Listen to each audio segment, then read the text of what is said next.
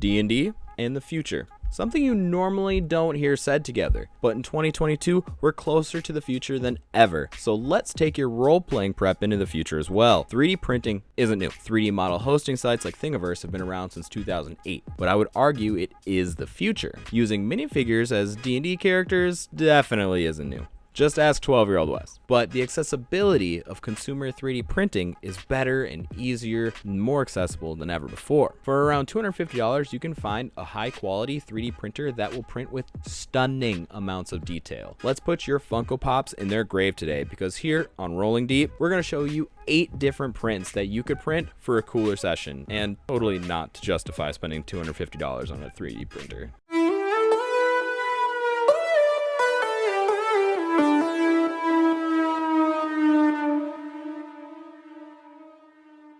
Taking a look at Amazon, searching 28mm D&D, we can find pages and pages of various quality prints. Instead of immediately focusing on the cool badass fighters, but there are thousands of awesome prints of those, let's take a second and think about that wooden tavern that you and your party call home base. You all may have a different picture in your head about what's inside and how it's laid out and what it contains. We can remedy this with some 3D printed furniture, and in this case, bar accessories. There's a set piece on Amazon that you can get that will run you about $25, and it does contain a fair amount of content. These prints are tables, chairs, cabinets, even individual steins and wine bottles. But what if I told you this is essentially a carbon copy of something you can make for yourself for only about $350? Posted on Thingiverse by artist Kurufin, this is some seriously high quality stuff. They look nearly identical to the Amazon counterparts, and they're way cheaper. But hold on. Let's back it up for a second and add some 3D printing context. There's about 2 main types of consumer printers that we're going to be talking about, PLA and resin. PLA is what you may have seen previously if you've only seen 3D printing done in passing, and that uses spools of hard plastic that it melts and extrudes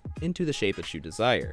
In contrast, a resin printer will use UV rays to cure the resin into the hard plastic that we know and love. If you're printing something that's this small or intricate, you'll get the best results with a resin printer. This is, talking about the wine rack, bar backs, accessories. If you're into 3D printing and D&D at all, you've 100% dabbled in printing your own miniatures. Maybe 1 or 2, or just the party and some baddies, but I found myself in a completely different predicament. I have too many. I went on a spree of printing, and now they all lay haphazardly around my house on random ledges, or just collect dust in a drawer. I'm sure I'm going to need Banana Men Pirates soon. I'm a different kind of prepper, and these scenarios I prep for involve rolling dice. To aid in our prepping, Thingiverse has some great modular organizational platforms that will show off your minifigures with a little bit of style and on whatever scale you want. Or on the other end of the spectrum, if you like to collect a ton of dice or print a bunch of your own, there are so many different stand/holders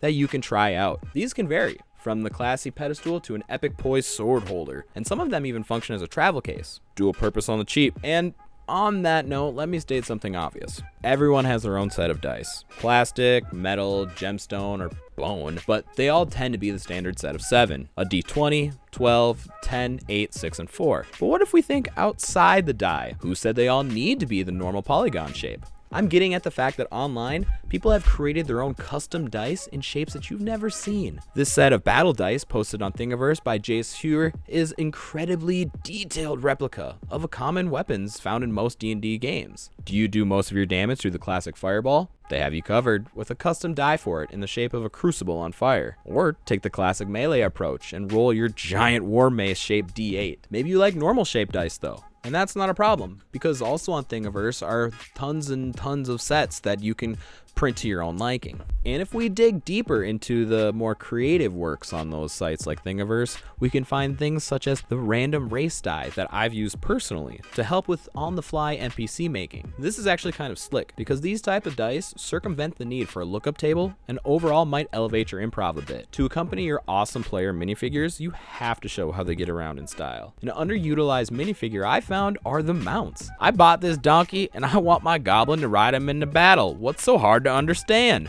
And the best way to visualize the size and power of your party on horseback is to print it out. You can find a huge amount of different mounts already modeled on Thingiverse. A quick search returns crazy results such as a giant war chicken, racing snails, or even flying carpets. Now is a good enough time as any for me to kind of explain the minifigure sizing just briefly to you guys. When you're doing D&D 5e combat with minifigures and you're using a battle map, it's common practice that a 1 inch by 1 inch block of map space will equivalent to about 5 feet of movement speed. If we translate that between the real world and our printed out items and players, we would need to keep our items and players at a scale of 28 millimeters or 32 millimeters in order to keep them somewhat similar. So if you're doing your own prints, it's helpful to use those key search terms 28 millimeter or 32 millimeter. Even though we went this small with our prints, a mount is going to make us feel much bigger. During gameplay, mounted combat inspires just a torrent of new scenarios, using my horse as a base for jumping, or dragon bait. So be sure to print out your noble steed when you're printing out your Yaga Baba encounter for that quick escape.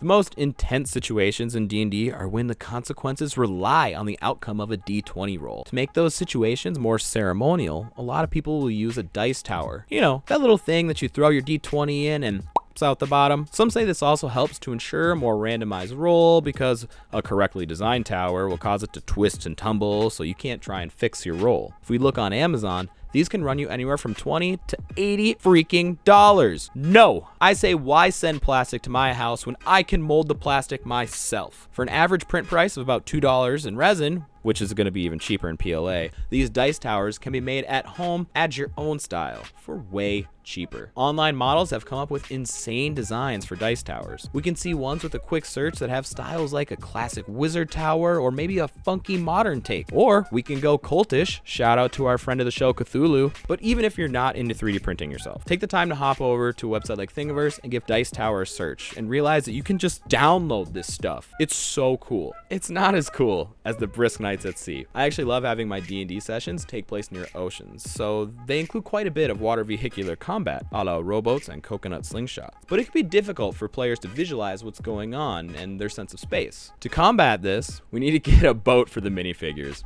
On Amazon, the official Wizards of the Coast boat models available run you for $140 or more? What the hell? If you have the ambition, like a proper captain should, you can build your own with plastic, because all the best boats are made of plastic. But as a little disclaimer, we can get a wooden combat boat for D&D on Amazon for about $40, but this is a place where your PLA printer is going to shine, because odds are this print is going to be too large for a single printer to do at once. You're going to have to do this in chunks, and this actually has its disadvantages, such as increased risk of failure or deformation, as well as print time because it takes so long. However, using a physical boat along with miniatures is a surefire guarantee for a memorable fight. I recommend doing it in phases, where the main objective changes several times before the party can proceed.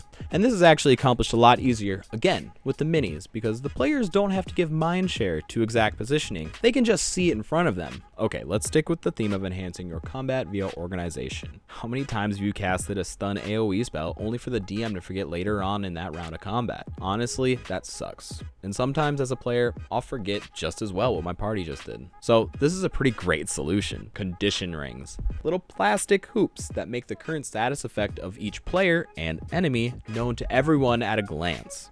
Instead of a set on Amazon for $25 though, let's just print our own for pennies. And as the most famous D&D player in the world, Beyonce, once said, if you liked it, then you should have put a ring on it. Now, instead of elevating your combat, we need to elevate the actual dungeon delving for your session. You know, the sewers beneath the kingdom, the burrows of the humanoid mole population, or the sweet, sweet crypt of Willy Wonka. They're all going to require some trials and tribulations to get through. Normally, a player would have to map out the dungeon based on descriptions from the DM. This can be a little tiring, even though it's arguably realistic. So let's just not. With our handy-dandy 3D printers and wonderful artists on Thingiverse, we can easily print out the dungeon that your party is going to explore. This is so cool. I want to highlight some projects here that take a modular or tile approach to the 3D environment printing. I say that because I believe that it offers the most versatility for the DM. It allows them to introduce passages and rooms individually to the players based on where they want to explore. During that exploring, the players will use their own minifigures, maybe stop and raid the bar that we printed out earlier, and overall this just melts together into a crazily immersive experience.